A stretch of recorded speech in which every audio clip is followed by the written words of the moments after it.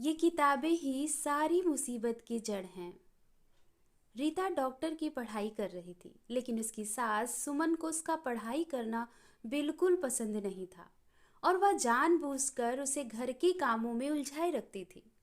रीता के घर उसकी सहेली आती है। नमस्ते आंटी, रीता घर पर है क्या? सास: क्यों, कौन है तू और तुझे क्या काम है मेरी बहू से?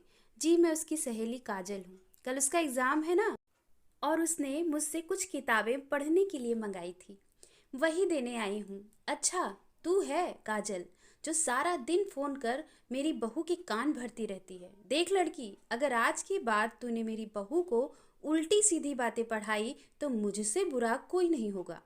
अरे खबरदार, अगर आज के बाद तूने मेरी बहू को फोन किया और दोबारा इस घर में दिखाई दी। अरे माँ जी, पता नहीं आप किस ज़माने की औरत हैं। मैं तो सिर्फ आपकी बहू की मदद ही करना चाहती थी, लेकिन क्या करे बेचारी, उसकी किस्मत ही फूटी है, उसे आप जैसी सास मिली है। ठीक है, जाती हूँ मैं। बड़ी आई मुझे भाषण देने वाली, तेरी जैसी बहुत देखी है मैंने। शाम को रीता अपने पति के साथ घर आती है। रीता: माँ जी, मेरी सहेली काजल घर पर आई थी क्या? माँ जी बोली: अरे बड़ी बदतमीज है तेरी सहेली, औरों से तो बात करने का ढंग ही नहीं है उसे। उसे तो मैंने बड़े बड़े ताने सुनाकर भगा दिया। रीता: अरे भगवान, अब क्या होगा, कल मेरा एग्जाम है और मुझे किताबें भी नहीं मिली। सुमन: अरे तेरी यह बेकार की पढ़ाई में क्या रखा है? बड़ी आई डॉक्टर बनने, चुपचाप घर के कामों में ध्यान दे। और सुन, कल मेरी कुछ सहेलियां घर पर आ रही हैं, उनकी खातिरदारी में कोई कमी नहीं रहनी चाहिए। रीता: जी माँ जी। अगले दिन का पूरा समय रीता का सास की सहेलियों की खातिरदारी में और घर के कामों में बीत जाता है और रीता एग्जाम नहीं दे पाती है। उस रात रीता अपने पति रोहन को सारी बात बताती है। रोहन: अब क्या बोलूं, यह माँ भी ना, कोई बात नहीं, और तुम अगली बार और अच्छे से पढ़ाई करना। कुछ दिनों के बाद बाहर से आवाज आती है। अरे सुमन बहन, घर में रीता है क्या? क्या हुआ मीना, तू इस तरह लंगड़ा क्यों रही है? मीना: अरे क्या बताऊं सुमन, बहन सरिया उतारते वक्त मेरा पैर फिसल गया और पैर में सूजन आ गई, इसीलिए तेरी बहू से दवा पानी कराने आई हूँ। सास: मेरी समझ में नहीं आता, लोग छोटी छोटी बातों को लेकर डॉक्टर के पास क्यों जाते हैं? अरे तेरा पैर मुड़ गया है ना, बस ला अभी तेरे पैर को मैं ठीक कर देती हूँ।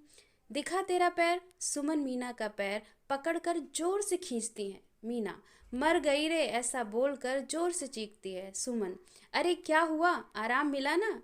एक तो मेरा पैर पहले से मचका हुआ, कहीं ऐसा ना हो कि ज़्यादा मचकोड़ हो जाए। रहने दे तू, अब मैं चलती हूँ। और वो चली जाती है। थोड़ी देर बाद रीता घर आती है। माँ जी: अरे कहाँ मर गई थी सुबह से? माँ जी मैं अपनी किताबें लेने गई थी। रीता अपने कमरे में चली जाती है। माँ जी: अच्छा, इन किताबों ने इसका दिमाग खराब करके रखा है, यह किताबें ही सारी मुसीबत की जड़ हैं। थोड़ी देर में वहाँ कबाड़ लेने वाला और खाली बोतल लेने वाला चिल्लाता हुआ गुजर रहा होता है। सास ने बहू की सारी किताबें पेपर वाले को दे दी। पेपर वाला बोला: यह तो सब अंग्रेजी में लिखी हुई हैं, बहुत महंगी किताबें हैं। सुमन बोली: तो लेकर जाता है या नहीं? वैसे पेपर वाला सब किताब लेकर चला जाता है। रीता को जब इस बात का पता चलता है तो वह बहुत दुखी होती है और अपनी पढ़ाई पूरी करने के लिए लाइब्रेरी में पढ़ने के लिए जाने लगती है। कुछ दिनों बाद सास सुमन की तबीयत बहुत खराब हो जाती है और वह चीखने लगती है। उसको सहा नहीं जाता। माँ की तबीयत बिगड़ी देख बेटा रोहन पूछता है: क्या हुआ माँ, तुम्हारी तबीयत बिगड़ती जा रही है? वह बंगाली बाबा की दवाई नहीं लाई क्या? माँ: अरे नाम मत ले उस ठगी का, खुद का उपचार नहीं कर सकता, मेरा क्या खाक करे। बेटा अच्छा ठीक है ना, मैं रीता को फ़ोन करके बुलाता हूँ। रीता लाइब्रेरी में पढ़ रही थी, तब उसके पति का फ़ोन आता है। रीता: जी बोलिए जी, माँ की तबीयत ठीक नहीं, जल्दी घर आ जाओ। जी मैं अभी आती हूँ। थोड़ी देर बाद रीता घर पहुँचती है और कहती है: क्या हुआ माँ जी? माँ जी: हाँ बहुत बुखार है। फिक्र न करो माँ जी, आप मुझे एक बार चेकअप करने दीजिए, सब ठीक हो जाएगा। माँ जी: अच्छा ठीक है बहू, जैसी तेरी मर्जी।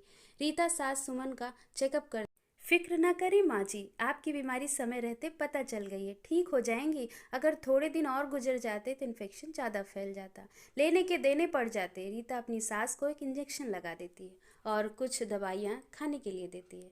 अब आप एकदम ठीक हो जाएंगे। कुछ दिनों बाद सुमन पूरी तरह ठीक हो जाती है। अपनी बहू के साथ किए गए बर्ताव से उसे बहुत पछतावा और शर्मिंदगी महसूस होती है। वह अपनी गलती का पश्चाताप करने के लिए अपनी बहू को उसकी किताबें ला कर देती है। मुझे माफ़ कर दे बहू, अगर तू सही वक्त पर मेरा इलाज नहीं करती तो पता नहीं क्या होता। माँ जी, आप कैसी बातें कर रही हैं? मैंने जो किया वह तो बहू होने के नाते मेरा फ़र्ज था। दोस्तों, अगर आपको ये वीडियो पसंद आया हो तो वीडियो को लाइक करिएगा और चैनल को सब्सक्राइब करना मत भूलिएगा। कहानी सुनने के लिए आपका बहुत बहुत धन्यवाद।